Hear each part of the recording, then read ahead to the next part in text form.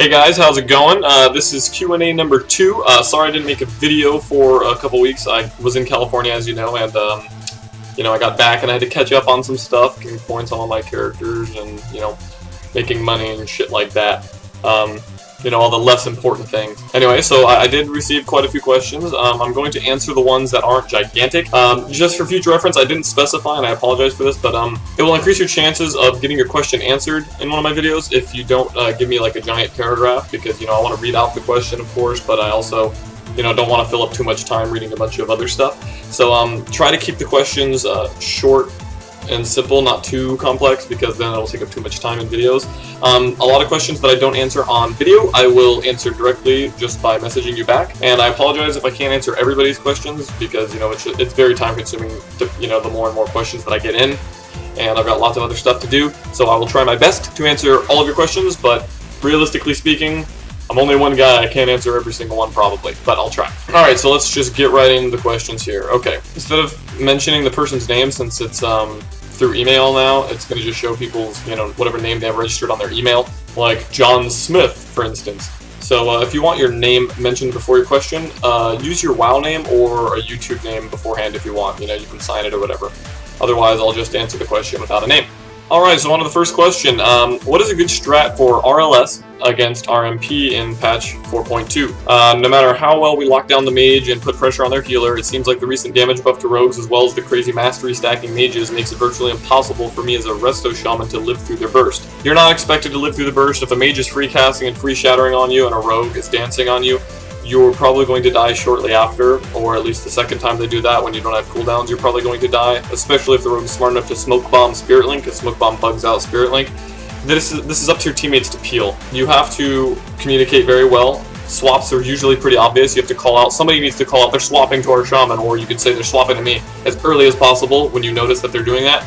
Or you could even say in advance, if you're in a position where you think you might get swapped, you could easily say, hey, be careful if they swap on me, because you need peels. You're not going to survive 3v1. You're just not. You need peels from your teammates, and they need to be aware.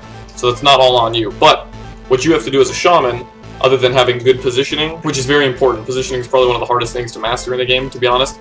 But one of the things that you're going to want to do is keep your teammates out of CC as much as possible. You honestly should be using most of your globals on pure dispelling until you have to heal bomb, because if you instantly dispel your teammates of sheeps and instantly dispel your rogue of novas and stuff like that, and fears, then you're going to be more likely to have help when you get swapped to. If you are slow and you wait 1 or 2 seconds to dispel, what if your rogue gets feared and then you get stunned or silenced, 2 seconds later? You had 1 or 2 globals to dispel your rogue, and you didn't take the opportunity when you had it, and now you're getting 3v1 while your rogue sits in a fear across the map. So, dispelling, and this is a tip for all healers, dispelling should be your #1 priority against any CC-oriented classes. You don't have to dispel like Frostbolt debuffs all the time and stuff, but I mean, Polymorphs, Fears, Hodges, Repentances, Deep Freezes, Strangulates, anything magic, you need to be dispelling ASAP, even Hexes. Any CC that you can get rid of, you need to get rid of it ASAP. That should be your #1 priority. Healing comes second to dispelling. A lot of healers focus too much on just pure healing and keeping those green bars going up, but if your teammate's at 50% health, that's not a big deal. As long as if your other teammate's not in a CC, he can peel and help control the fight, and it's all about momentum. You're going to lose control if you just only heal. So in general, from the shaman's perspective, other than communicating and having good positioning, make sure you keep your teammates out of CC, so when the time comes that they swap, there's a less chance that they'll eat a full CC, because maybe they'll be diminished already from a prior dispel. So then they can actually help you survive. Alright, next question is about UIs. I'm sure you get UI questions a lot. I play Mage, Lock, Priest all around 2k to 2.3k. And I seem to have a problem as a DPS in my 3s, mainly with the basic stuff such as focus macros. I use focus, CS, Sheep, Fear, Shadow Word Death, etc. and macros with modifier keys. I use Gladius to set my focus. The problem is when classes such as mages or rogues go stealth for a few seconds or go invisible, it drops my focus.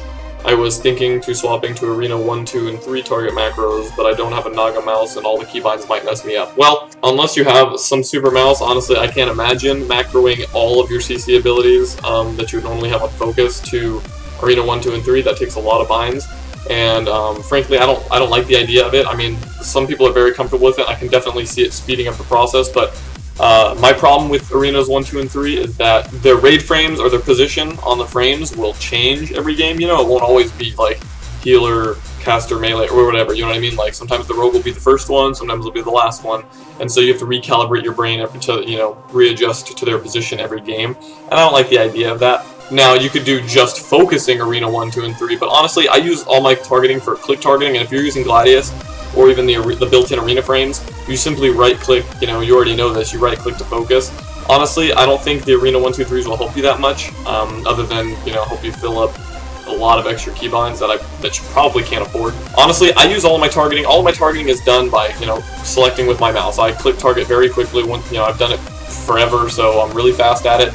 And obviously everything else is bound, so it's not a hindrance at all. Usually if they're cluster fucking, you know, and there's a million nameplates or something, but I can't target their body or their nameplate really quickly, then I'll use the arena frames and just select them that way. But 99% of the time, I just click their body very effectively and quickly, and this virtually never causes a problem. And honestly, you should be watching your focus a lot. Sort of like, if you play StarCraft, it's sort of like when you're playing StarCraft, you don't want to just be looking at your main screen the whole time, and you don't want to only be looking at your minimap the whole time. You want to quickly bounce between the two with your eyes a lot. Same with focus. Your eyes should be all over the place. You know, you want to be looking at the actual game and the position of everybody. You want to be looking at buffs and debuffs, and you also want to be looking at your focus. So your eyes should honestly be in a routine to be bouncing between all of those all the time. So like you should notice pretty quickly when your focus drops and just instantly reselect them and refocus them. It's not that hard to do. That's what I suggest, and that's what I do anyway. I use focus macros for everything, and I just focus, otherwise I manually select. Alright, next question. As someone who feels like all of a sudden I have a lot of alts and I feel like I neglect my other tunes that aren't the main one I'm playing, how do you deal with having so many alts of different classes? Well, honestly, having a good amount of free time definitely helps. The thing is it's actually, I don't recommend playing more than 2 or 3 characters for real, unless you just have a ton of free time. The thing is I went through a period where I wasn't doing school. My schooling actually just started back up today, so I'm probably going to have to cut back on how many characters I play, because honestly, maintaining teams and getting points and not feeling gimped because you're getting behind on your points and getting, you know, I've gotten honestly several thousand less points than most people have on each of my characters, so I'm already, you know, substantially behind in gear on most of my characters, and so that can cause a problem if you don't have a lot of teammates with a lot of free time, or have a lot of free time yourself. So I'm definitely going to cut back. I want to play probably no more than 3 characters now. I'm playing like 5 right now, 2 mages, a priest, a rogue, and a hunter. I honestly am probably going to cut it down to 1 mage, priest, hunter, possibly rogue too. It really depends, because it's really hard to find real teams on 4 or 5 characters. Base it on your schedule. If you have a very busy real life, stick to 1 or 2 characters tops. If you have a lot of extra free time, then sure, play 3 or 4 or whatever. But just don't expect to stay fully geared and maxed out on all of them. Yeah, so with my school starting back up, I'm definitely going to cut back. Alright, now this is a really good question, because even though it's very basic, it is a very important topic. How do I find good teammates for arenas, and how do I know that I'm a good/decent player? And do you have any tips for getting better? General tips for getting better, it's pretty hard to do that. WoW is more of a complex game than people give it credit for. You know, there's so many little things that you could be messing up. Just a general tip that I'll give is be completely willing when you find out a new, more efficient way to like bind your keys or macro, but you're worried about the uncomfortability of adapting to new keybinds that you're used to. Because like if you're already used to these keybinds for years, it's really hard to, you know, switch your keybinds around even though they're more efficient for whatever reason. And I would say a big tip is don't be afraid of that. You might suck for a few hours when you change your keybinds around and stuff, but in the long run, if it's a more efficient way to do it, then it's definitely worth it, because you'll hold yourself back because of that comfort zone. All you do is do BGs for a little bit, and you'll get used to it. Anyway, finding good teammates, isn't that the question of the century? That's the hard part. This is why playing a ton of characters is actually kind of a bad idea for me, because it's really hard to find active and available teammates that are really good. You know what I mean? I have pretty high standards for teammates, so I don't just want to play with trade chatters all day, even though a lot of the time I'm forced to, and it can be very frustrating. So there is no secret answer to finding good teammates. You just have to luck out, honestly. You just have to try a bunch of people, talk to a bunch of people, and one day you'll luck out and find amazing teammates, hopefully. How do I know that I'm a good/decent player? Honestly, that's another question that is extremely hard to answer, because frankly, I mean, some people think that they're better than they are, and some people think that they suck worse than they do. So it helps when your teammates are telling you you're doing well. Also, you can kind of gauge the teammates you've been with. If you are a mage, for instance, and you play with a rogue and a priest, and you know that they just got done playing with another mage and they were stuck at 1800, and you join their team, and suddenly they were 2K with you, and then you leave their team, and they get another mage, and they're back down to 17 or 1800. That's a good way to know, you know, at least who you're better than, or where you stand, if you can boost people, you know, that high, just by being on their team. So, it's really hard to tell. Everything is relative. It's all about comparisons. Otherwise, there's no real way other than other people telling you, or you just having a long string of success.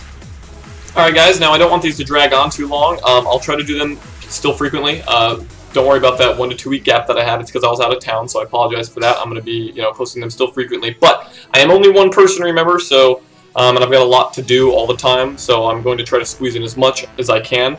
But because of my limited amount of time, as you know, I work for SkillCapped, and I'm answering more in-depth questions and big, broad questions. Sometimes I'll seriously post that are like an entire screen size long in response to somebody for strategies and stuff. So if you have big questions that you want answered and or really in-depth answers to, I highly suggest you check out SkillCapped, because there's, you know, not only me, but there's a lot of other, you know, high-rated players that are contributing there, and you know, it's a very helpful community. Everybody is willing to answer questions and give tips whenever they can, and it's more realistic for me than for me to do it by myself. So when it comes to these questions that you submit to me for my YouTube channel, I'm going to have to make a rule that the questions need to be short, maybe 1 to 2 sentences long.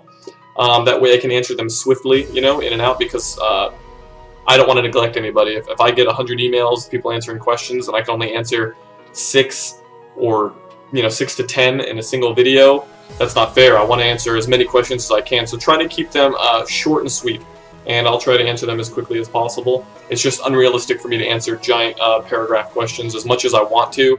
It's just too time consuming, unfortunately. I've got a lot of other stuff to do, especially now that my school is starting up again. I'm going to be overwhelmed with that for a while, because it's a lot of life drawing, and man, is it time consuming. So yeah, anybody that has any more questions, submit them again to tosantribe@gmail.com, and make the topic question.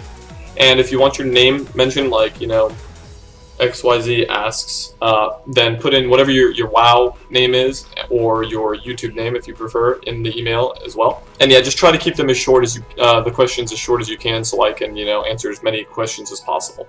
Oh, also, by the way, sorry about the lack of track lists. I've got a whole bunch of music from like Newgrounds, mostly from Xcore and DJ Nate, and they're unlabeled because honestly I have so many of them, and when you download them from Newgrounds, they have like random names sometimes and numbers. So I haven't actually gone through and sorted and renamed all of them yet. That's just something I put aside for now because I've got a lot of shit to do. So I apologize for that. I will just let you know that if you go to Newgrounds and check out DJ Nate and Xcore, you'll find pretty much anything that I use. That's the majority of what I use, other than a few other tracks here or there. So I will get to naming them soon enough, and I'll be continuing to update the track lists in my videos. Until then, feel free to check out Newgrounds and check out those artists individually. Alright guys, that's it for now. Thanks for watching, and peace out.